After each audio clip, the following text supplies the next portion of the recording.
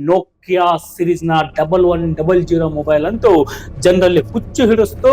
ಇಡೀ ಮಾರುಕಟ್ಟೆನೆ ಧೂಳೆಬ್ಬಿಸ್ಕೊಂಡು ಹೋಯಿತು.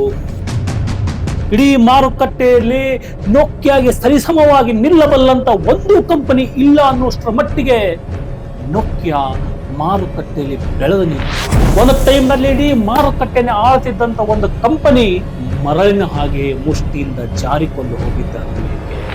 ಈ ಒಂದು ನಿರ್ಧಾರ ನೋಕಿಯಾಗೆ ಬಾಣಲೆಯಿಂದ ಬೆಂಕಿಗೆ ತಳತು. ಅಲ್ಪ ಸ್ವಲ್ಪ ಜೀವಂತವಿದ್ದಂತಹ ನೋಕಿಯಾವನ್ನ ಕತ್ತು ಹಿಸುಕಿ ಸಾಯಿಸದಂತಾಯಿತು. ಸ್ನೇಹಿತರೆ, ಒಂದು ತುಂಬಾ ಹಳೆಯ ಸಾಲಿದೆ, ಬದಲಾವಣೆ ಜಗದ ನಿಯಮ. ಮನುಷ್ಯನೇ ಆಗ್ಲಿ ಮಾರುಕಟ್ಟೆನೇ ಆಗ್ಲಿ ತನ್ನಲ್ಲಿ ಬದಲಾವಣೆಯನ್ನು ತರದೇ ಹೋದ್ರೆ ಅಲ್ಲಿ ಅವನತಿ ಕಟ್ಟಿಟ್ಟ ಬುದ್ಧಿ. ಸ್ನೇಹಿತರೆ, ಜಗತ್ತಿನ ನಂಬರ್ 1 ಕಂಪನಿ ಆಗಿದ್ದಂತ ಒಂದು ಕಂಪನಿ ತನ್ನಲ್ಲಿ ಬದಲಾವಣೆ ತರದೇ ಇರುವಂತ ಕಾರಣಕ್ಕಾಗಿ ಇಂದು ಧರೆಗುರುಳಿ ಬಿದ್ದಂತ ಒಂದು ದೊಡ್ಡ ಉದಾಹರಣೆಯನ್ನ ಇವತ್ತು ನಿಮ್ಮ ಮುಂದೆ ತಗೊಂಡು ಬಂದಿದ್ದೇನೆ. ಸ್ನೇಹಿತರೆ, ಸ್ಕ್ರೀನ್ ಮೇಲೆ ಒಂದು ಫೋಟೋ ಕಾಣಿಸ್ತಾ ಇದೆ, ಒಂದು ಕಂಪನಿಯ ಹೆಸರು ಕಾಣಿಸ್ತಾ ಇದೆ, ಅದು ನೋಕಿಯಾ. 1987ರಲ್ಲಿ ತನ್ನ ಮೊಟ್ಟ ಮೊದಲ ಮೊಬೈಲೋ ಸೆನಿಟೋರ್ ಅಂತಕ್ಕಂಥ 10 kg ತೂಕವುಳ್ಳಂತ ಒಂದು ಮೊಬೈಲ್ ಅನ್ನ ಮಾರುಕಟ್ಟೆಯಲ್ಲಿ ಲಾಂಚ್ ಮಾಡುವುದರ ಮೂಲಕ ಟೆಲಿಕಾಂ ಕ್ಷೇತ್ರದಲ್ಲಿ ಲಗ್ಗೆ ಇಟ್ಟಂತ ನೋಕಿಯಾ ಬಹಳ ದೊಡ್ಡ ಕ್ರಾಂತಿಯನ್ನೇ ಸೃಷ್ಟಿತ್ತು. ತಾನಿಟ್ಟಂತ ಹೆಜ್ಜೆ ಎಷ್ಟರ ಮಟ್ಟಿಗೆ ದೊಡ್ಡ ಹೆಸರು ತಂದು ಕೊಡಬಹುದು ಅಂತೇಳಿ ಅದು ಕೂಡ ಊಹಿಸಿರ್ಲಿಲ್ಲ. ಅಷ್ಟರ ಮಟ್ಟಿಗೆ ದೊಡ್ಡ ಹೆಸರು ನೋಕಿಯಾದ ಬೆಳೆಯಲಾರಂಭಿಸಿತು. ಇದನ್ನ ಅರ್ಥಕೊಂಡಂತ ನೋಕಿಯಾ ಪ್ರಾರಂಭದಲ್ಲಿ ತನ್ನ ಮೊಬೈಲ್ ಫ್ಯೂಚರ್ಸ್ಗಳಲ್ಲಿ ಬದಲಾವಣೆಯನ್ನ ತರಲಿಕ್ಕೆ ಪ್ರಾರಂಭಿಸಿತು. 10 kg ತೂಕಳ್ಳಂತ ತನ್ನ ಮೊಬೈಲ್ಗೆ 5 kg ತೂಕಕ್ಕೆ ಇಳಿಸ್ತು. ಮುಂದೆ 5 kg ತೂಕದಂತ ಮೊಬೈಲ್ ಅನ್ನ ಕೇವಲ 800 ಗ್ರಾಮ್ಗೆ ಇಳಿಸ್ತು. ಇನ್ನು 20ರ ದಶಕದಲ್ಲಿ ಬಂದಂತ ನೋಕಿಯಾ ಸಿರೀಸ್ ನ 1100 ಮೊಬೈಲ್ ಅಂತೂ ಜನರಲ್ಲಿ ಹುಚ್ಚು ಹಿಡಿಸ್ತು. ಇಡೀ ಮಾರುಕಟ್ಟೆನೆ ಧೂಳೆಬ್ಬಿಸ್ಕೊಂಡು ಹೋಯಿತು. ತನ್ನ ಹಾರ್ಡ್ವೇರ್, ತನ್ನ ಬ್ಯಾಟರಿಯಿಂದ ಜನರಿಗೆ ಇಡೀ ಈ ಮೊಬೈಲ್ ತುಂಬಾ ಆಕರ್ಷಿಸುತ್ತಿತ್ತು. ನೋಡ್ತಾ ನೋಕಿಯಾ ಕಂಪನಿ ಎಷ್ಟರ ಮಟ್ಟಿಗೆ ಬೆಳೀತಪ್ಪ ಅಂತಂದ್ರೆ ಮೊಬೈಲ್ ಅನ್ನೇ ಕಂಡು ಹಿಡಿದಕ್ಕಂತ ಮೋಟರೋಲಾ ಕಂಪನಿಗೆ ಹಿಂದಿಕ್ಕಿ ಜಗತ್ತಿನ ನಂಬರ್ 1 ಕಂಪನಿಯಾಗಿ ಬೆಳೆದು ನಿಂತು. ಇಡೀ ಮಾರುಕಟ್ಟೆಯಲ್ಲಿ ನೋಕಿಯಾಗೆ ಸರಿಸಮವಾಗಿ ನಿಲ್ಲಬಲ್ಲಂತ ಒಂದು ಕಂಪನಿ ಇಲ್ಲ ಅನ್ನೋಷ್ಟರ ಮಟ್ಟಿಗೆ ನೋಕಿಯಾ ಮಾರುಕಟ್ಟೆಯಲ್ಲಿ ಬೆಳೆದು ನಿಂತು. ಜಗತ್ತಿನಾದ್ಯಂತ ಜನ ಕೇವಲ ನೋಕಿಯಾ ಮೊಬೈಲ್ ಅನ್ನೇ ಬಯಸ್ತಿದ್ರು. ಸ್ನೇಹಿತರೆ, ಇಷ್ಟೆಲ್ಲಾ ಆದ್ರೂ ಕೂಡ ಇವತ್ತು ನೋಕಿಯಾ ಮರಳಿನ ಹಾಗೆ ಮುಷ್ಟಿಯಿಂದ ಜಾರಿಕೊಂಡು ಹೋಗಿದ್ದಾದ್ರು ಏಕೆ? ಒಂದು ಟೈಮ್ ನಲ್ಲಿ ಇಡೀ ಮಾರುಕಟ್ಟೆನೆ ಆಳ್ತಿದ್ದಂತ ಒಂದು ಕಂಪನಿ ಇವತ್ತು ಮಾಯವಾದದ್ದಾದರೂ ಏಕೆ? ಸ್ನೇಹಿತರೆ, ಇಂಥ ಹಲವಾರು ಪ್ರಶ್ನೆಗಳ ಉತ್ತರ ಹುಡುಕುತ್ತಾ ಹೊರಟಾಗ ಸಿಗುವಂತ ಬಹು ದೊಡ್ಡ ಒಂದು ಉತ್ತರ ಏನಪ್ಪಾ ಅಂತಂದ್ರೆ ಅದು ಸಮಯಕ್ಕೆ ತಕ್ಕಂತೆ ಸಮಾಜಕ್ಕೆ ಬೇಕಾದಂತೆ ತನ್ನಲ್ಲಿ ಬದಲಾವಣೆಯನ್ನು ತರದೇ ಇರತಕ್ಕಂಥದ್ದು.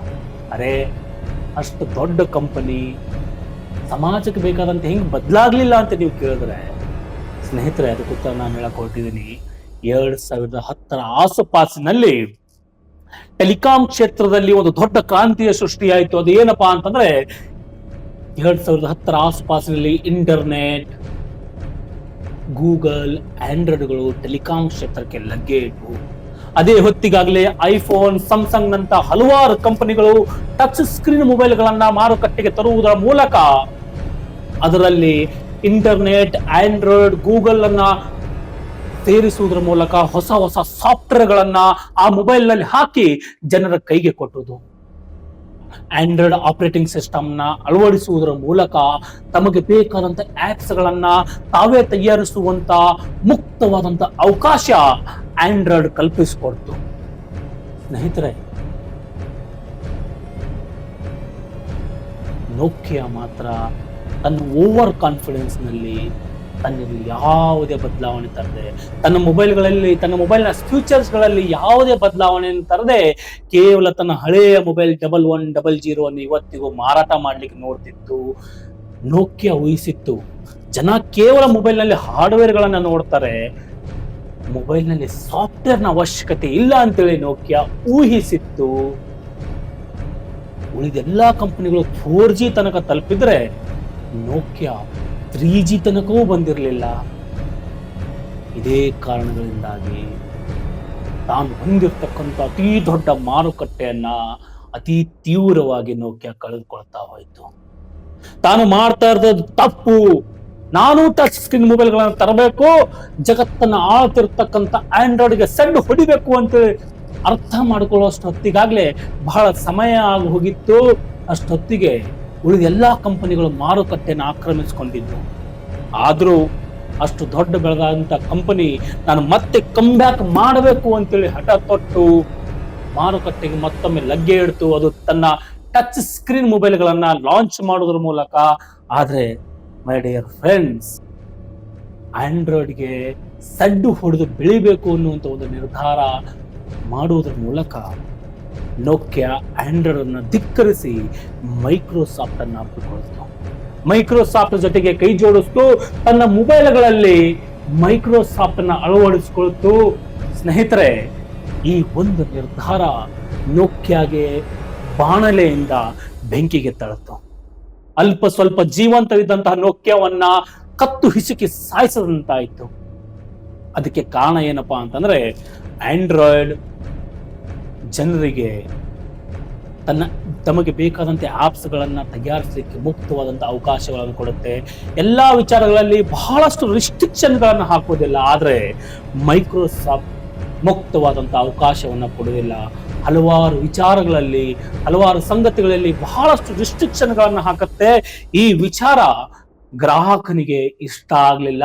ಇದು ಒಂದು ಕಾರಣದಿಂದ ಗ್ರಾಹಕ ನೋಕಿಯಾ ಮತ್ತು ಮೈಕ್ರೋಸಾಫ್ಟ್ ಎರಡನ್ನು ಕೂಡ ಧಿಕ್ಕರಿಸಿದರು. ಜಗತ್ತಿನ ನಂಬರ್ 1 ಕಂಪನಿಯಾದಂಥ ಕಂಪನಿ ಹೀಗೆ ಸಂಪೂರ್ಣವಾಗಿ ಇವತ್ತು ಅವನತಿ ಹೊಂದಿ ಹೋಯಿತು. ಸ್ನೇಹಿತರೆ, ಇವತ್ತಿನ ಮಾರಲ್ ಆಫ್ ದ ಸ್ಟೋರಿ ಏನಪ್ಪಾ ಅಂತಂದ್ರೆ, ಮನುಷ್ಯನೇ ಆಗಲಿ ಒಂದು ಕಂಪನಿನೇ ಆಗಲಿ ಸಮಯಕ್ಕೆ ತಕ್ಕಂತೆ, ಪರಿಸ್ಥಿತಿಗೆ ತಕ್ಕಂತೆ ತನ್ನಲ್ಲಿ ಬದಲಾವಣೆಯನ್ನು ತರದೇ ಹೋದ್ರೆ ಅಲ್ಲಿ ಅವನತಿ ಅನ್ನತಕ್ಕಂಥದ್ದು ಕಟ್ಟಿಟ್ಟ ಮತ್ತೆ. ಬದಲಾವಣೆ ಅನ್ನತಕ್ಕಂಥದ್ದು ಜಗದ ನಿಯಮ. ಸಮಯಕ್ಕೆ ತಕ್ಕಂತೆ ಮನುಷ್ಯ ತನ್ನಲ್ಲಿ ಬದಲಾವಣೆಯನ್ನ ತರಲೇಬೇಕು. ಅದು ನೀವಾದ್ರೂ ಅಷ್ಟೇ, ಅದು ನಾನಾದ್ರೂ ಅಷ್ಟೇ. ಭೂಮಿ ಮೇಲೆ ಬದುಕ್ತಿರ್ತಕ್ಕಂಥ ಪ್ರತಿ ಜೀವಿಯು ಬದಲಾವಣೆಯನ್ನ ಬಯಸಲೇಬೇಕು. ಅರೆ, ಸಮಯಕ್ಕೆ ತಕ್ಕಂತೆ ಪ್ರಕೃತಿಯ ತನ್ನಲ್ಲಿ ಬದಲಾವಣೆಯನ್ನು ತರುತ್ತೆ. ಇನ್ನು ಮನುಷ್ಯರಾದ ನಾವು ನೀವು ಯಾವ ಲೆಕ್ಕ?